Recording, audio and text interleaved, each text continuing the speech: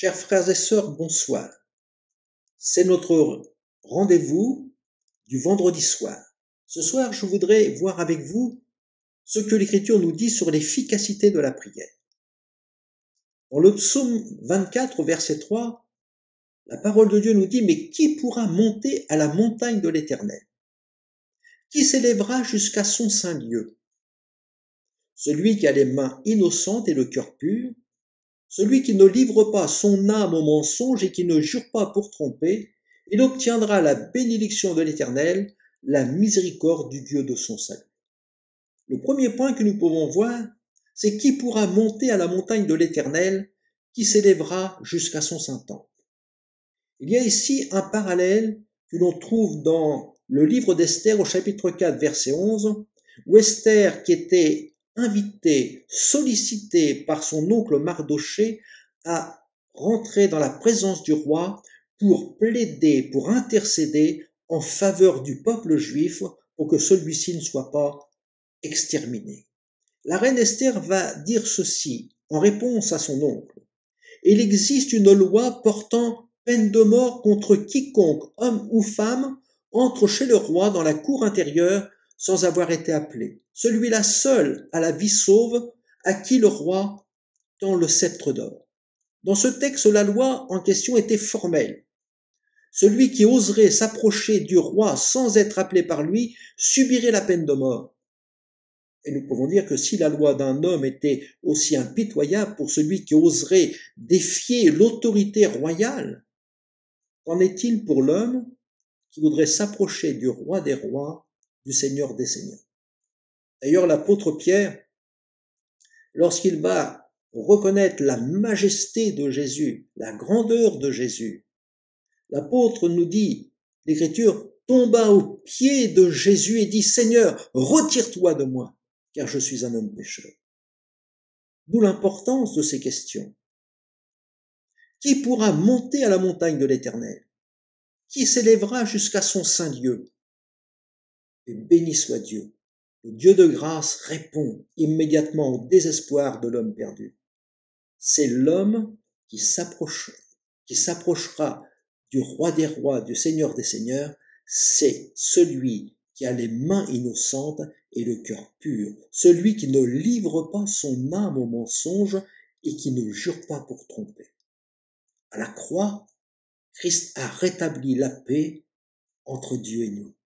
La croix est la base de notre communion avec le Père et avec le Fils.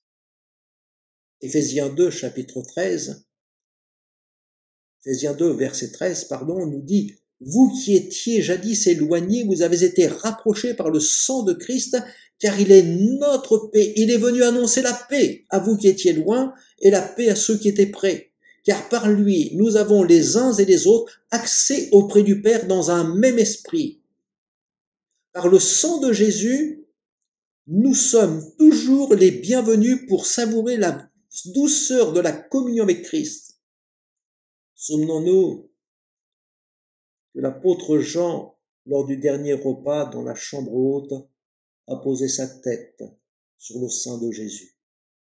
Il en est de même pour nous. Le Seigneur nous invite à savourer la douceur de la communion avec notre Sauveur. Et en quelque sorte, il nous permet d'appuyer notre tête sur son sein. Le péché nous a séparés à la fois de Dieu et des hommes. Mais Christ est mort pour établir la communion avec Dieu, notre Père et notre prochain. C'est pourquoi l'Écriture nous dit ainsi donc, frères, puisque nous avons au moyen du sang de Jésus une libre entrée dans le sanctuaire par la route nouvelle et vivante qu'il a inaugurée pour nous au travers du voile, c'est-à-dire de sa chair. Quelle grâce le Seigneur nous fait.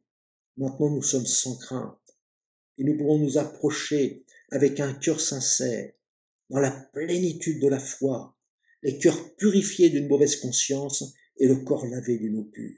Alors nous pouvons être remplis de reconnaissance de la grâce qui nous est faite pour pouvoir s'approcher librement du roi des rois. Alors la parole de Dieu me dit ceci.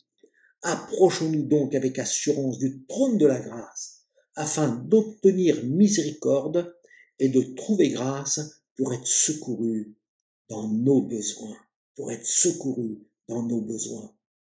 Dieu veut nous secourir. La place des justes est au pied du trône de la grâce. C'est là que nous obtenons les faveurs du Seigneur. C'est dans cette douce présence que nous pouvons recevoir les bienfaits de notre Dieu. C'est là que nous recevons toutes les grâces que Dieu veut nous accorder et nous secourir dans tous nos besoins. La place des justes est au trône, au pied du trône de la grâce. C'est là que nous obtenons les faveurs du Seigneur. C'est là que nos prières sont exaucées. C'est là que Dieu nous fait grâce. Le roi dit à Esther, « Quelle est ta demande, reine Esther? Elle te sera accordée. Que désires-tu » De même, l'épouse de Jésus-Christ peut s'approcher librement de son roi, du Seigneur des Seigneurs, de notre grand Dieu, qui établit son trône dans les cieux. De même, nous pouvons nous approcher du Seigneur. Si le roi dit à Esther, « Mais que demandes-tu? Quelle est ta demande? Elle te sera accordée. Que désires-tu » Il ira même jusqu'à dire, si c'était la moitié de mon royaume, cela te serait accordé. Le Seigneur nous dit dans l'évangile de Jean, chapitre 16, verset 24, « Demandez et vous recevrez, afin que votre joie soit parfaite. » Et le Seigneur dira, « En vérité, je vous le dis, ce que vous demanderez au Père, il vous le donnera en mon nom. » C'est par le sacrifice de Jésus que nous le recevons. Et nous le recevons dans le nom de Jésus. C'est parce que Christ nous a fait grâce. Ce n'est pas par nos mérites, mais c'est parce que nous sommes aimés de Dieu en Jésus-Christ. C'est parce que nous avons été lavés par le sang précieux de Jésus. Parce que nos péchés ont été ôtés à la croix du Calvaire, que le Seigneur nous a introduits dans sa présence, qu'il exauce nos prières et qu'il nous bénit. Alors l'Écriture me dit, mais pour qui prier? C'est peut-être la question de notre cœur, pour nous-mêmes. Le Seigneur dira, que demandes-tu? Que veux-tu? Il dira à un homme, mais que veux-tu que je fasse pour toi? Cet homme criait vers le Seigneur, il disait, Seigneur, aie pitié de moi. Et Jésus lui dira, mais que veux-tu que je te fasse? La parole de Dieu ne nous invite-t-elle pas à faire connaître tous nos besoins à Dieu par des prières et des supplications? Priez pour nos besoins, priez pour nous. Mais l'Écriture nous invite à ne pas être tournés sur nous-mêmes, repliés sur nous-mêmes, mais d'élargir notre regard et de prier les uns pour les autres, de prier pour l'Église, pour prier pour nos frères et sœurs souffrants, pour ceux qui sont en bonne santé, pour que cette pandémie ne vienne pas toucher le corps de ces enfants qui sont encore sains. L'Écriture nous invite en disant, mais priez les uns pour les autres, pour nos malades, afin que vous soyez guéris. Et c'est là ce que le Seigneur demande, de prier les uns pour les autres, prier pour nos malades, prier pour ceux qui ont besoin de la grâce de Dieu, prier pour tous les hommes, ceux qui sont élevés en dignité. Je crois qu'il est un temps particulier aujourd'hui où nous devons prier pour nos dirigeants. Nous devons prier pour les décisions qu'ils doivent prendre, souvent difficiles, incomprises. Pour nos scientifiques, pour qu'ils trouvent des moyens, des traitements pour ceux qui sont malades. Nous devons prier pour notre pays. Le Seigneur nous dit dans Ézéchiel 22:30, « Je cherche parmi eux un homme qui élève un mur, qui se tienne à la brèche devant moi en faveur du pays, afin que je ne le détruise pas, mais je n'en trouve point. » Dans ces temps particuliers que le monde vit, nous reconnaissons la grâce qui est accordée à l'humanité. Dieu a donné à l'humanité l'Église. L'Église se dresse comme un rempart pour arrêter les assauts de l'adversité. L'Église est l'intercesseur recherché par le Seigneur pour qu'il fasse miséricorde à tous ces hommes qui ne savent distinguer leur droite de leur gauche. L'Église est cet intercesseur que Dieu réclame pour prier en faveur de notre pays. Et le Seigneur est attentif à la prière de ses enfants. Le Seigneur nous dit, les yeux de l'Éternel sont sur les justes, et ses oreilles sont attentives à leurs cris. Parce que lorsqu'un juste crie, l'Éternel entend et les délivre de toutes ses détresses.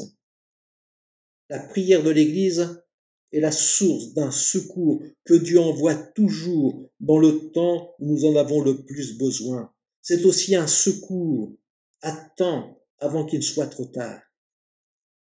La paix de Dieu est dans le cœur de ses enfants.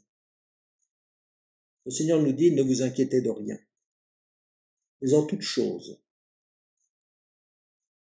faites connaître vos besoins à Dieu par des prières et des supplications, des actions de grâce. La paix de Dieu qui surpasse toute intelligence gardera vos cœurs et vos pensées en Jésus-Christ. Mais prions pour ce monde qui n'a pas la paix de Dieu, qui est effrayé, angoissé. Et prions pour que Dieu lui fasse grâce. La prière est importante, elle est puissante. La prière de l'Église est efficace. Il nous est dit que la prière fervente du juste a une grande efficacité.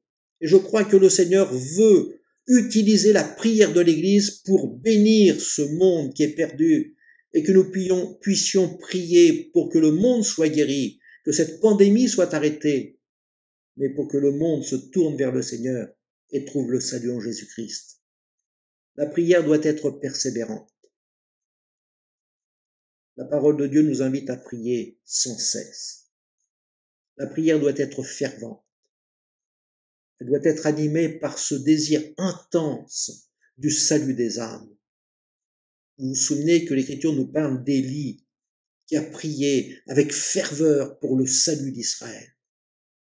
Et en un instant, le cœur d'Israël s'est retourné vers le Dieu vivant et vrai, pour le saisir et pour le suivre fidèlement.